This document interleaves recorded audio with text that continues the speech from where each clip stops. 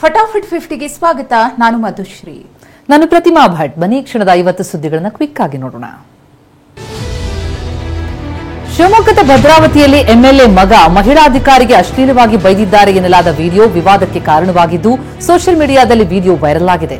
Viral ವಿಡಿಯೋದಲ್ಲಿ ಮಹಿಳಾ ಅಧಿಕಾರಿಗೆ ಅಶ್ಲೀಲವಾಗಿ ನಿಂದಿಸಿರುವುದು ಸೆರೆಯಾಗಿದೆ.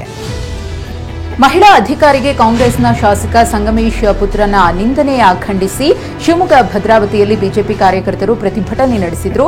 ಸಂಗಮೇಶ್ ಪುತ್ರ ಬಿಎಸ್ ಬಸವೇಶ್ ವಿರುದ್ಧ ಧಿಕ್ಕಾರ ಕೂಗಿ ಆಕ್ರೋಶ ವ್ಯಕ್ತಪಡಿಸಿದರು.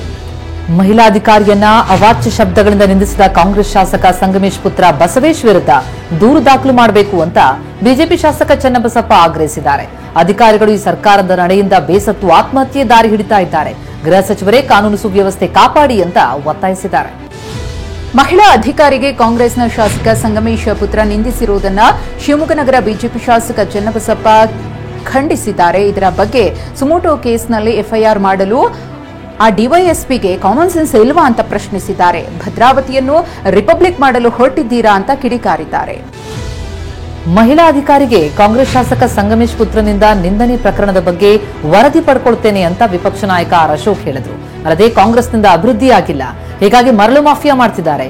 ಈ ಅಧಿಕಾರಿ ಧೈರ್ಯ ಮಾಡಿ ಕೇಳಿದ್ದಾರೆ, ಉಳಿದವರು ವರ್ಗಾವಣೆ ಭಯದಿಂದ ಸುಮ್ಮನಿದ್ದಾರೆ ಅಂತ ಆರ್ ಅಶೋಕ್ ಕಿಡಿಕಾರಿದ್ದಾರೆ.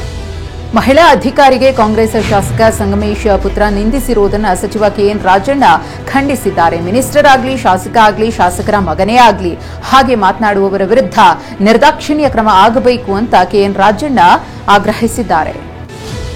ದಾಳಿ ವೇಳೆ ನಮ್ಮ ಮೇಲೆ ಗಾಡಿ ಹತ್ತಿಸಿ ಅಂತ ಕೂಗಿದ್ರು ಅಂತ ಅಧಿಕಾರಿ ಜ್ಯೋತಿ ಹೇಳಿದ್ದಾರೆ.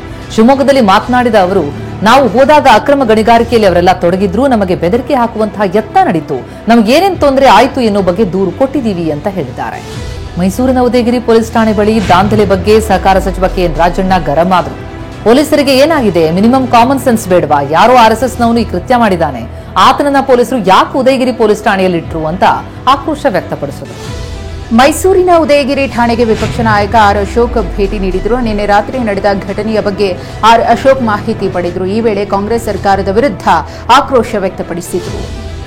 ಕೇಂದ್ರ ಸಚಿವ ವಿ ಸೋಮಣ್ಣ ಕೇಂದ್ರ ಗೃಹ ಸಚಿವ ಅಮಿತ್ ಶಾರನ್ನ ಭೇಟಿಯಾದರು.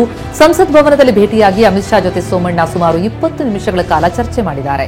ಈ ವೇಳೆ ರಾಜ್ಯ ಬಿಜೆಪಿ ಬೆಳವಣಿಗೆಗಳ ಬಗ್ಗೆಯೂ ಅಮಿತ್ ಶಾ ಮಾಹಿತಿ ಪಡೆದರು.